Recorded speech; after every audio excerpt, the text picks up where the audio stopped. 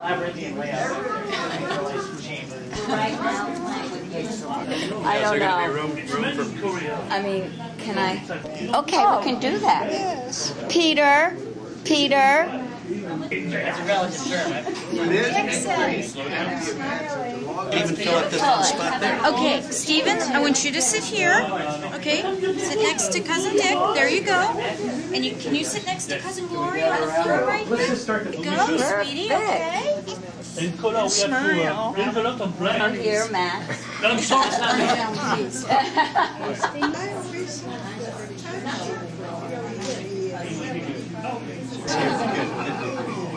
like that. Well, just give me a little bit of this. Good. This one. Good. Of course. Okay. I'll just be down there. And He has to take over. Okay. I'd like it so I can run upstairs. Split the time between New Jersey and Connecticut. Work in New Jersey. Oh, without, because we don't have that. I definitely took a nap. Okay.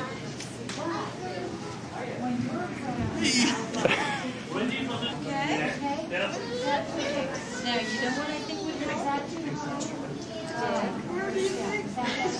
Yeah, right. I like that. These two are now gone. We're now 6, 7 on a side. So she took the 2 chairs. It's 2 place settings, I think, that need to leave. So you're missing 1 chair there? No, we are less now than we were. All right? We have the right number of chairs, but the wrong number of place settings. Oh, just remove 2? Yeah. Exactly. 1 on each side, and we'll space them out a little bit more, right? Here.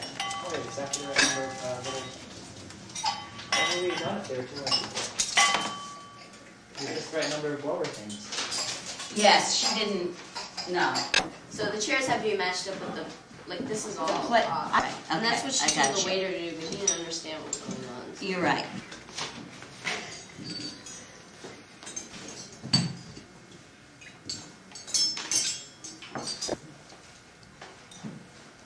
Okay. And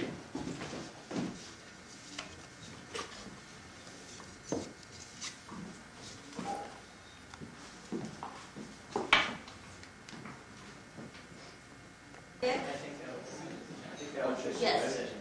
Just select one of the Can you get us a new knife for this one?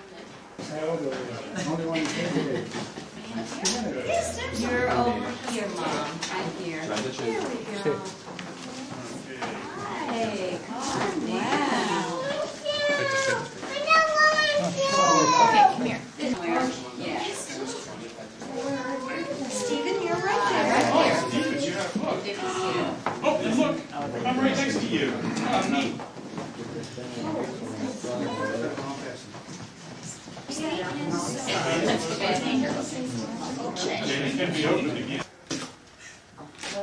Oh.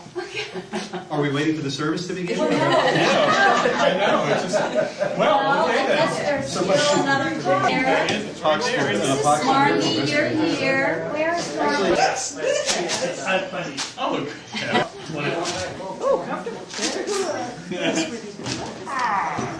Hey, give me the juice.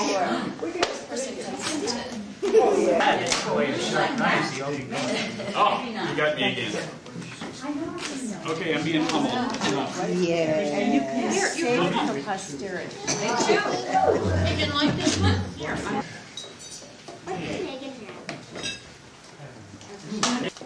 Tell everybody.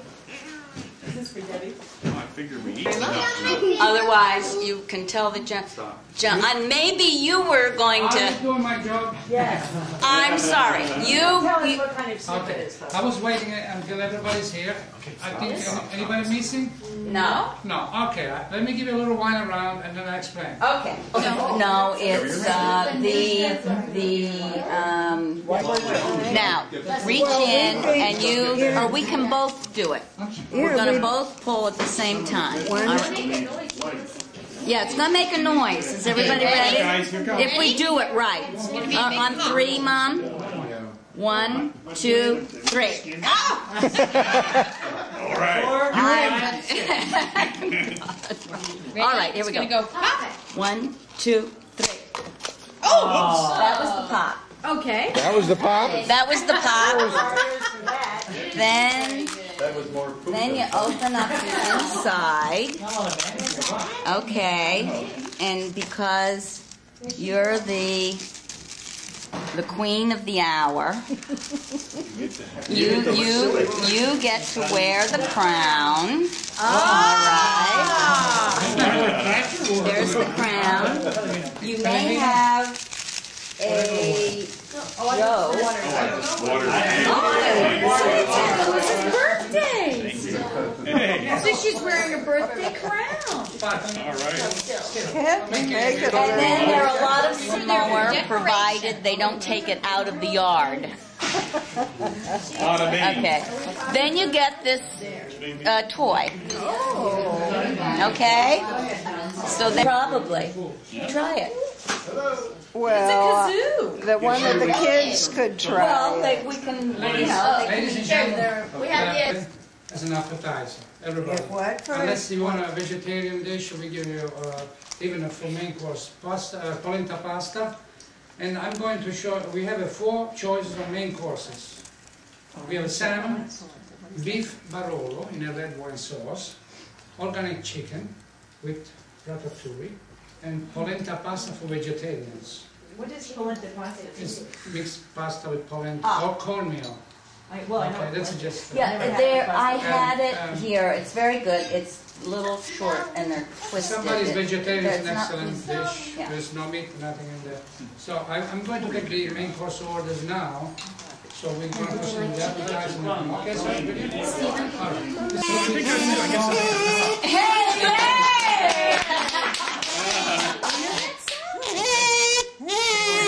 Pumpkin pie.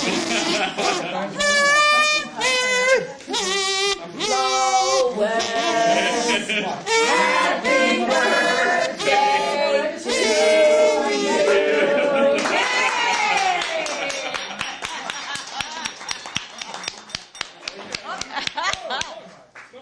That should be for the wine. Oh, look. Hey, Granny, you want to wear a crown? Thank you. Can I wear it? Oh, no. Oh, here's Bobby. Oh, yeah. Oh, looking good. You serve crown? Waiters, please sit down.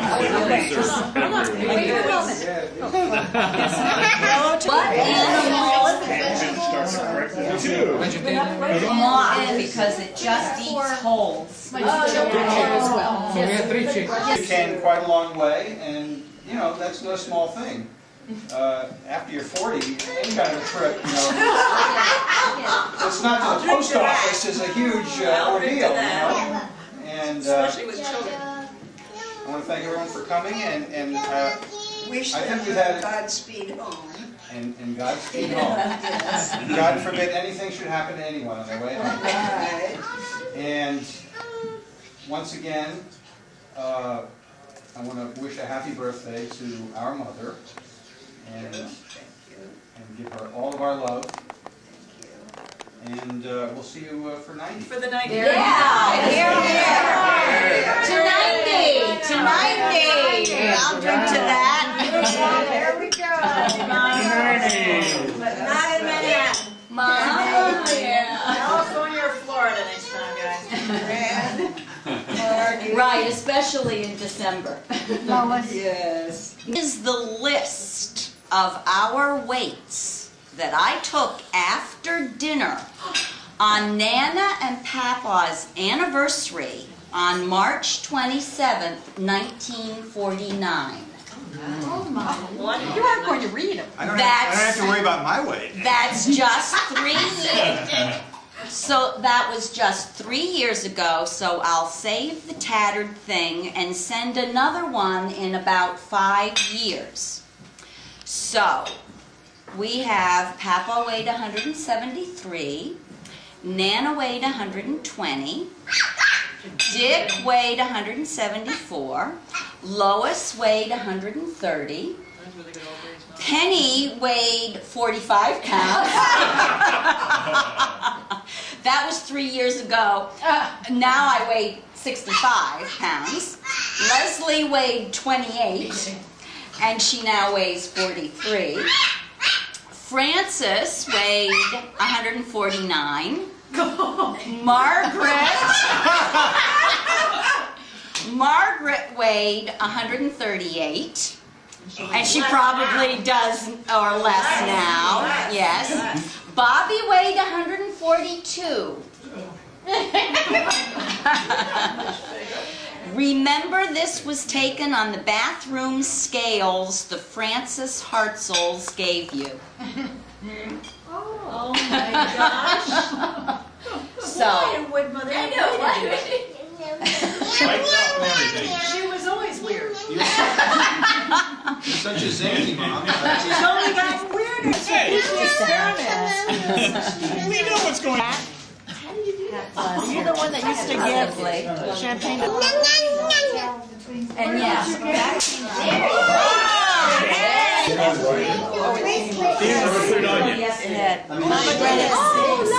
Yeah, but it wasn't done. Sadie invented everything, I'm sure. All right, hey, you can write one. I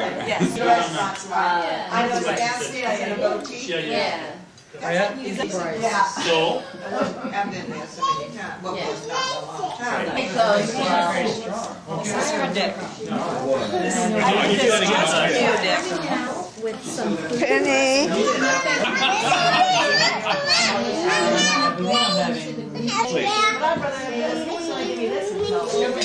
Oh, you got it. You did. Which is why. Yes, and for the children as well. Right, yeah. Yeah. And we're all closing in on 80. All of us here. Some of us have had the honor to achieve it, but all of us are going to be here someday. And this was out of the New York Times, and it was hysterical. Maybe you'll find it funny, too. You're in church, all dressed up, and as you bow your head, you see that your socks don't match. One is blue and one is brown. You didn't even come close. Can I insert something? Yes. Dominique came with his dress shoes. Yes. He had 2 left shoes. Ah, okay. So that's better than socks. Okay, Bet you well, really all right. that one out, didn't you?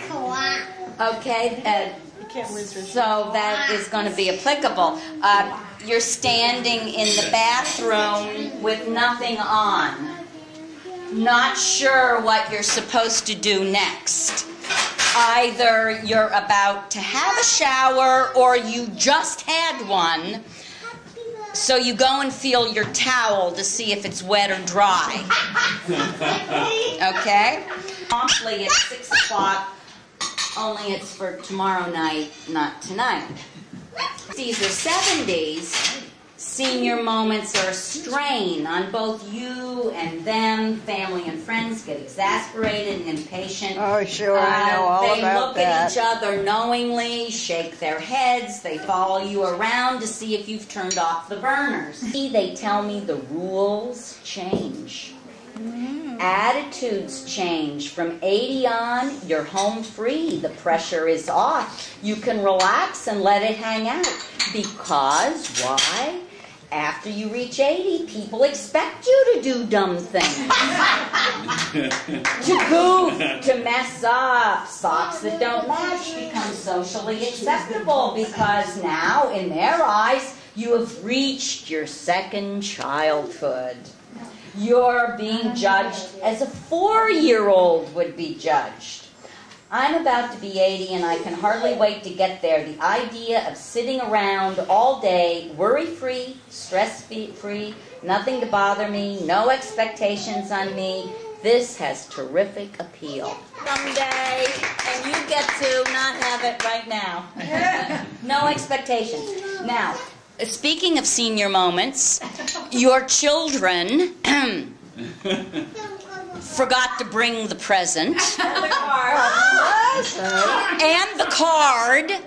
Yes, there is a gift from all of us that's sitting in our hotel room. There is a card from all of us sitting in Leslie's hotel room. We are guilty of some senior moments here. We forgot the present and we forgot the card. We could all rendezvous in somebody's hotel room when we get back. Oh, that's right. I think It's that's going to best, be 'cause so people are early, leaving. we can do it maybe in the lobby again. Yeah, whatever. And I'll go get the cards and everybody will go out. Yeah, right. That's a good solution. We'll do that. Okay. She's got the card. 303. We can do it. Room 303 when we get back. It's time I speak. Oh, okay.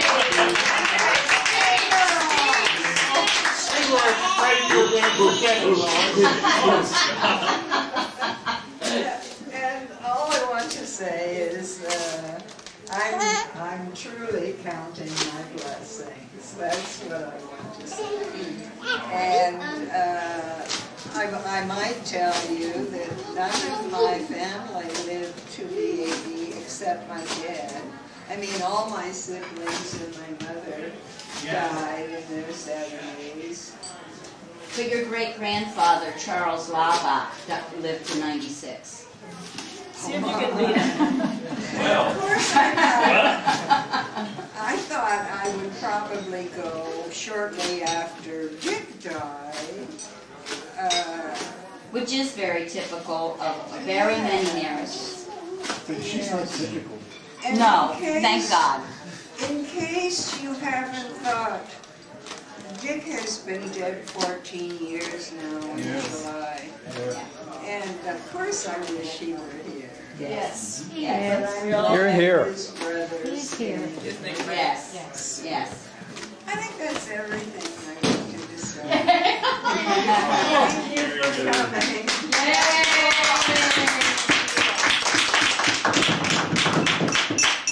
You know, I thought you were going to tell at least your siblings how this all occurred. Now, you see, you got to go back a few years. 1938. And he gave the little school up there in the Susquehanna a new auditorium, a new library, a new field house. But that didn't pacify the people. They elected Governor James, and old Governor James, he decided the guy who was president of the college had to go back to Texas. John Garland Flowers, remember Dr. Oh, yes. Back to Texas he goes. So in comes a young, bright fellow whose father just happened to be the leading Republican in the community, Richard T. Parsons.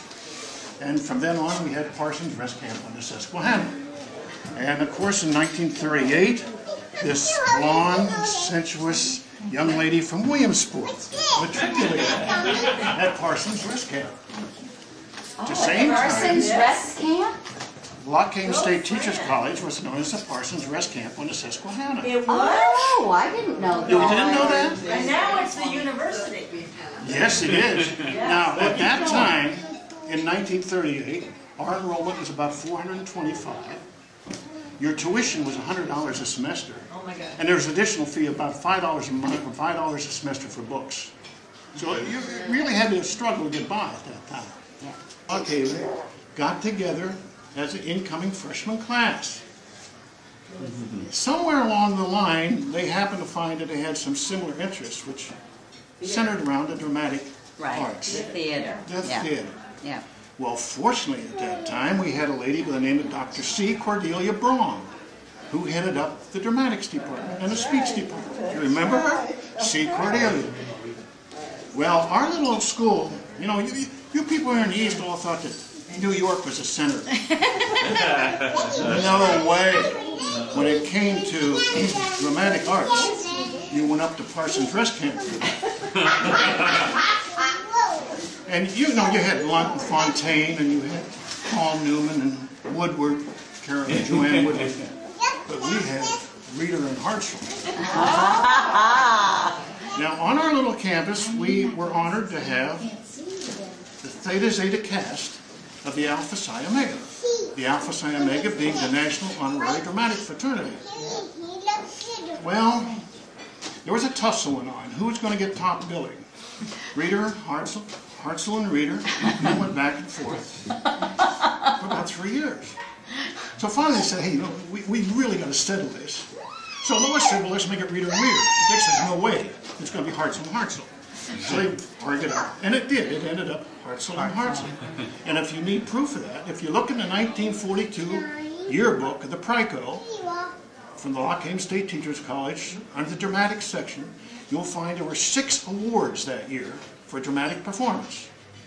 4 of them went to Hartzell, because 2 went to Lois Reader Hartzell, and 2 of them went to Richard Franklin Hartzell. The other 2 went to a couple guys by the name of J. Russell Gable and Joe Danis. But out of the 6 awards for drama in 1942, the Lois Reader and the Dick Hartzell gathered 4. Yes. All right. Yeah. Now, I have to share with you the fact that your mother had a very distinct impact on my life. Oh, very, very good. But, you know, despite the fact we used to sit around and play the piano, remember? You'd play the piano and I'd sing. Oh, great. I'm stepping out with a memory tonight. Oh, one of us. Great song. Great song. Well, if you wanted to move ahead in the Theta Zeta cast, you had to do certain things. Dr. Braun required you to either work as a coach, direct a play, or help cue, work backstage, build sets, do the lighting, whatever. But you earned brownie points, you know, to get up into it. So Lois decided she was going to direct a play. Oh. And she said, would you be in the play? Oh, she asked you. She asked me. A one-act play. It was a one-act play. One-act play. Yeah. And I had one line. Hey, listen, the whole first semester, we did Thornton Wilder's Our Town. Oh, yeah. Huh? Dad was. And I was in that. Manager. I sit in the back row there as part of the cemetery with a beard on and didn't say a word. Your father was a stage manager. Yes, I remember that. Your mother had a romantic lead with Charles Norland. Oh, yeah. Well, I was looking for something that would bring out my talent. So Lois said, be in my one-act play. And I rehearsed and I worked. And you know that today I still remember that one line? Huh? What was it? Yes. What was the play again? Who cares? Oh, okay. All right. It was my line, and It your was your mother line. coached me on it. Okay. She pounded it into my head. Okay. My one line said, I kicked Scaramouche in the stomach. I pushed the Dr. Bologna into the lily pond. Divine source, I come to claim my reward. Wow! I'm impressed. Dr. Braun was impressed because in the spring I got the lead in Clifford Goldsmith's What a Life. Oh my goodness. Which happened to premiere here in 1938 in New York City. We did it in And 1942. you probably got an award that year. No, I never got a brownie point at all. And I thought you were just a wrestler. No. No, but that's how it ended up with Hartzell and Hartzell when he finally settled the top billing argument back and forth. All right. Now, is that right or not? Yes.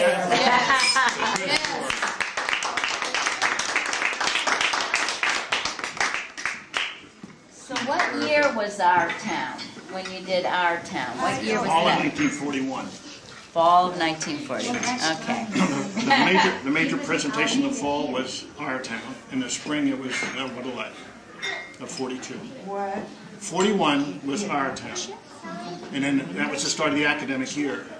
The second semester was in 42, and it was What a Life. Oh, but how about Dick Takes a Holiday? Dick was in that. I don't think I was. That came up.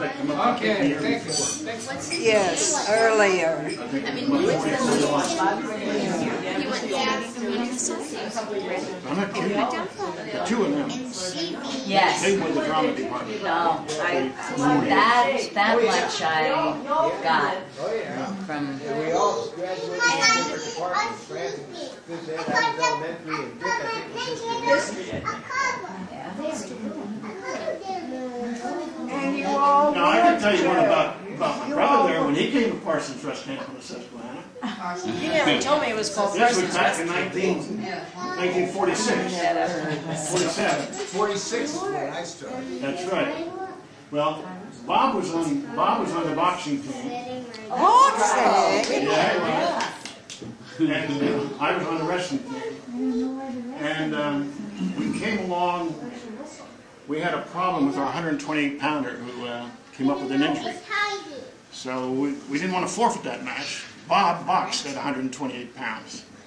So I said, hey, brother, how about coming over and helping us on the wrestling team? Oh, God. Serious? No, I'm serious. In high school, Bob had some capability and talent in wrestling. He got appendicitis, and that knocked him out of there for a while.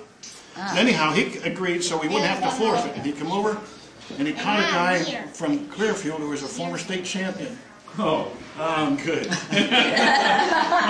He proved it. Oh my goodness. But the following week, we went, who was it? We went to Bucknell. Yeah. I think it was, yeah. And Bob won the following week, which gave us the match.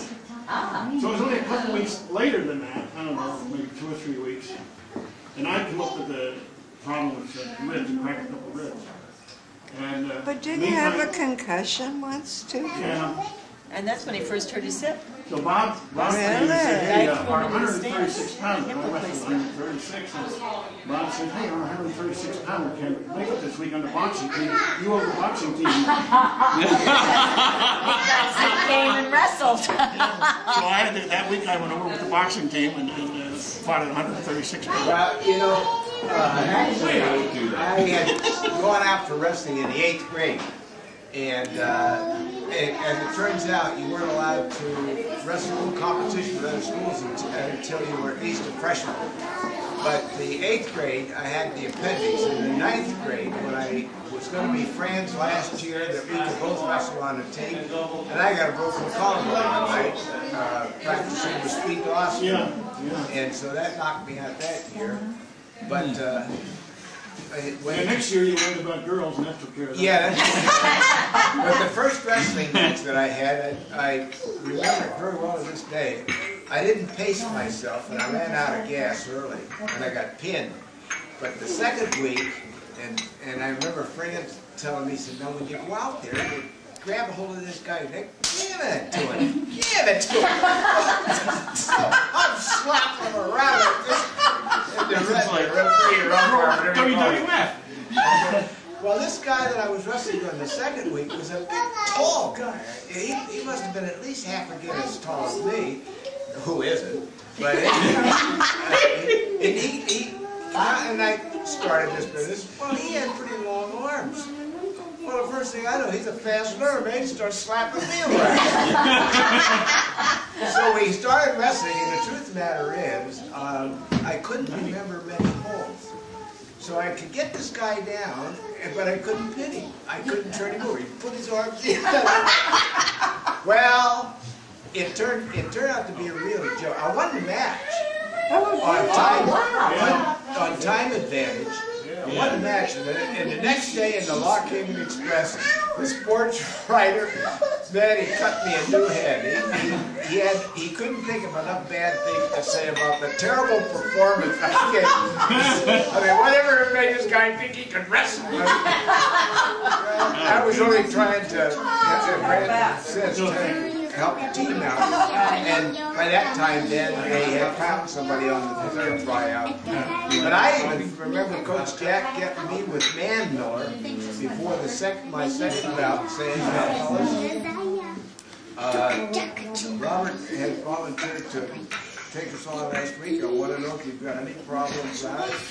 I said, well, he said, which one of you fellas going around London wrestle this match? And I said, well, whichever one of us is going to be able to do the tea the most good. Man Miller, I think, probably was a better wrestler. But in any event, Coach Jack said, you came up when we needed you, and you're going to wrestle. So I had a 50-50 record. And what happened when Fran boxed? I won. Yeah. What'd you do, slap him? No. Papa, my father. Yeah, you threw him, right? My father had boxing gloves on us as soon as we were able to stand up. Yeah, that's correct. Your father, there are pictures someplace around Oh, of yes, your father, absolutely. where Dad used to put a pillow behind him and punch him and knock him into that pillow. Yeah, when he was, oh heavens, he couldn't have been more than 2 years old. When he, 2 years old? Oh, yeah. And Papa was punching him? He was big. Papa was a boxer. Your grandfather was a boxer. Oh. Well, Yeah. what was that all about? Who did he box? He fought independently. That's when he was a young man living out in western Pennsylvania. He met a young man, I think it was in Oil City one night in a match, who changed his mind. Dad decided he would go with the telephone company and be a lineman. Well, you know, Fran, I vaguely remember that in Lock Haven, at one of the parks, periodically they would have Dick Jr. The American Legion Park in Mill Hall. Who was talking to you about the Playhouse? I was. Okay, the Millbrook Playhouse? Yeah. Well, the Millbrook Playhouse, if you look out towards the mountain, not the Creek, was the American Legion Park right across the road. Your father used to fight there when he was only 6, 7, 8 years old. And he fought it by the name of Dick Lawbaugh. No. Yeah. Fred Lawbaugh, Floyd Lawbaugh was the butcher in Dad's store. And he had a boy called Richard Lawbaugh, same age as your dad. Richard had an uncle by the name of Whitey Lawbaugh, who was a professional boxer. And he's the one who trained Richard Lawbaugh. And your dad, Dick Jr., and Richard Lawbaugh used to fight the preliminaries up at Port Matilda, and there in the Legion Park in Mill Hall.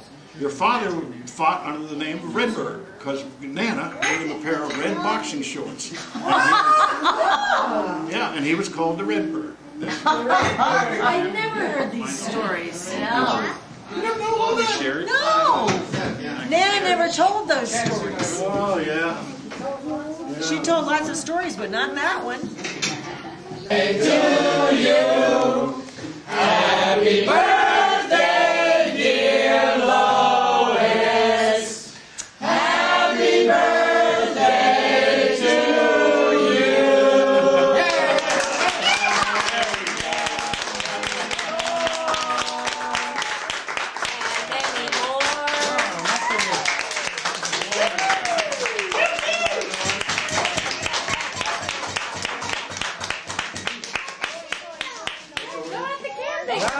Make a wish. Make a good one. Make it a good one.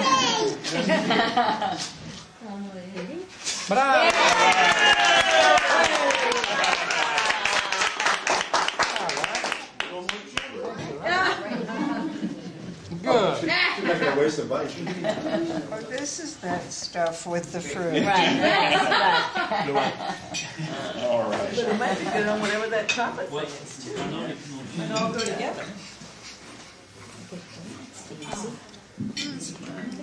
Yeah? That's chocolate pie, isn't it? All right. There we go. Thank you. No. Yes.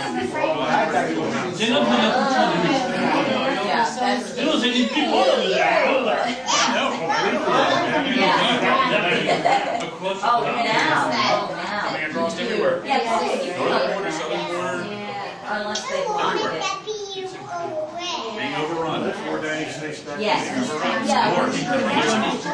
There's another room like this over there, and there's the wine room you can look at.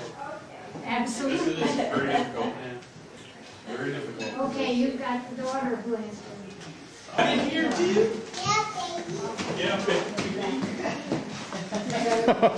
Thought you could get away from the camera, did you? Here, you can sit here. Yeah, close in. hey, this whole side is ours. Yeah, right.